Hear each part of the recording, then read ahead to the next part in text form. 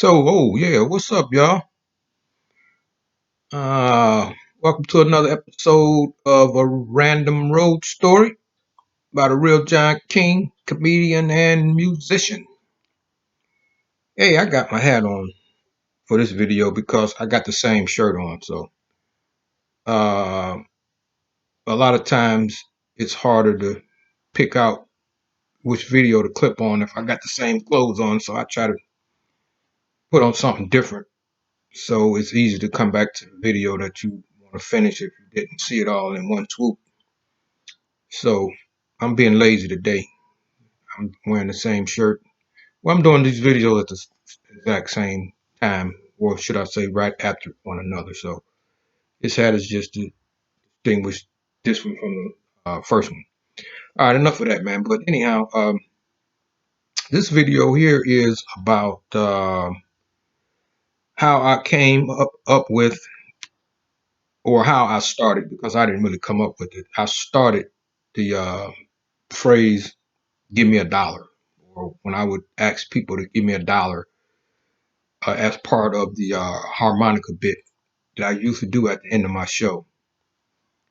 Now, the way that uh, got started was I was working the Comedy House Club in Savannah, Georgia, and I had done a couple shows that week.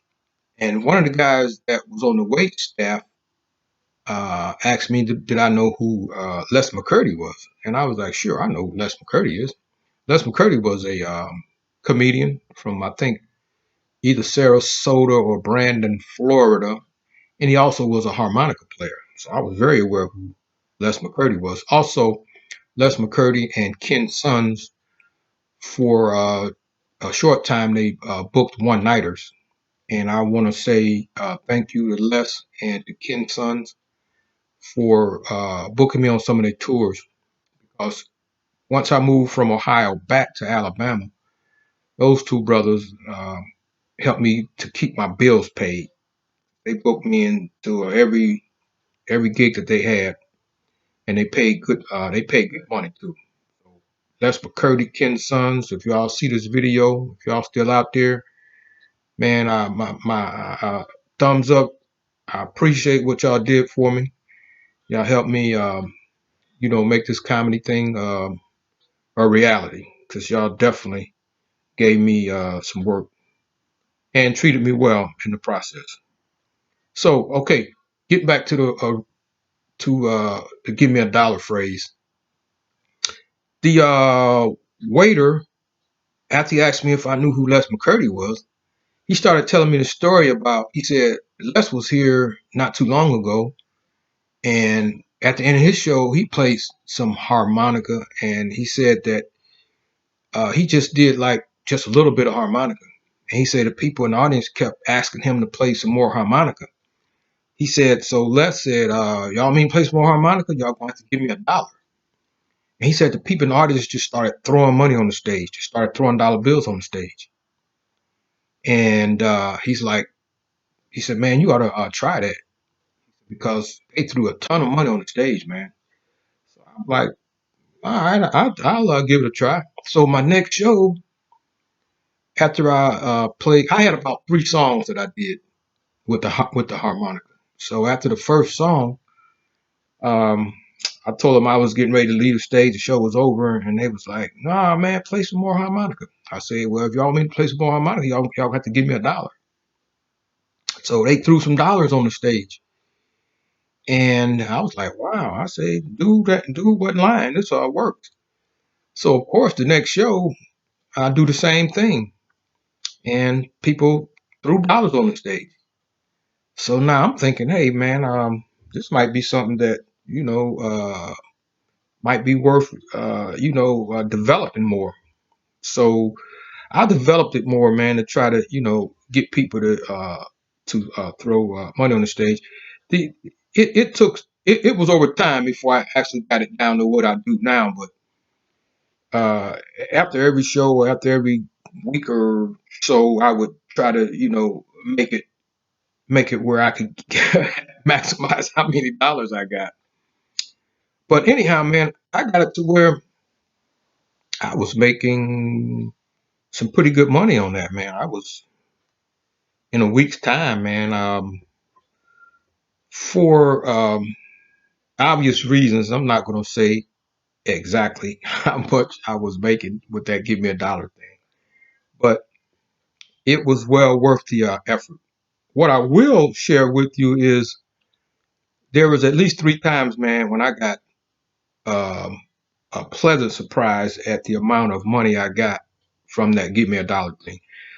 One time I worked in Clarksville, Tennessee. I did a one-nighter, did my show. I think it was like, I want to say it was a one-man show. I don't even know if there was an opening act. Maybe there was. There might have been an opening act, maybe just a MC. But from what I can remember, it was like you just go up and do an hour show because it was at a nightclub. So anyhow, I went up. I did an hour show. At the end, I played the harmonica. I did my 3 songs. People really got into it. They really dug it, man. So while I was getting my stuff together, you know, because I had like uh, I had like a CD player in case the club didn't have a CD player, and just things that I need to get together to before I left the club.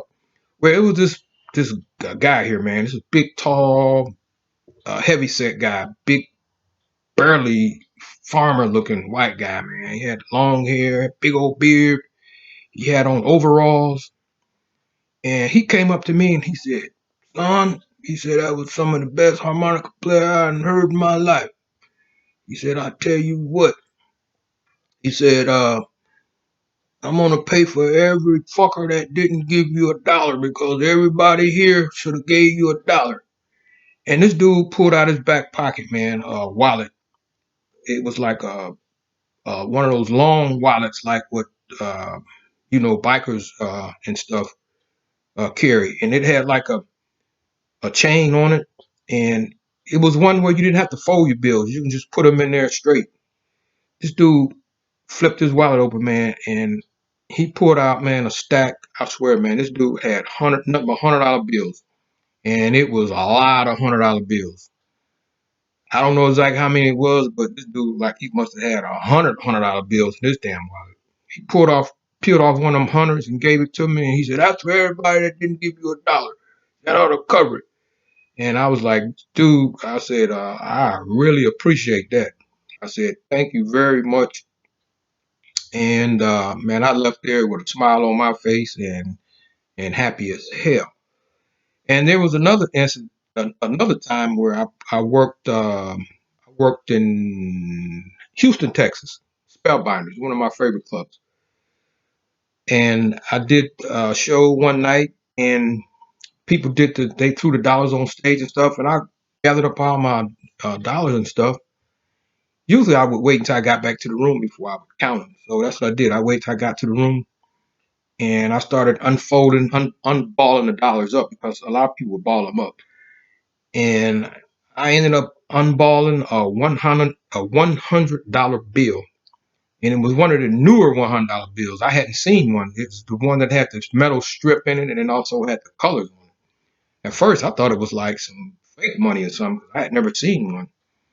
And whoever threw that $100 bill, man, they never acknowledged themselves. They never came up and said, "I threw you $100" or whatever.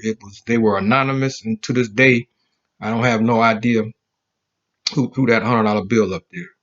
But once again, I was happy and grateful as hell. And then there was a lot of times when people threw large bills on stage, but these 3 are the ones that I remember the most. And the third time that I got a lot of money off of the give me a dollar thing is I was working in a small town in Arkansas, and I can't remember the town, but what I do remember was this was a private club. I had got booked to do this private club. The club was owned by, or should I say, the club members were business owners. So it was business owners from that town. They had this club, and they had a comedy show. And I did the give me a dollar thing at the end of my set, which I had a great set. They enjoyed it a lot, man. They really got into it, and they threw all these. dollars, balled up dollars and stuff on the stage. And once again, I waited until I got back to the room before I counted them.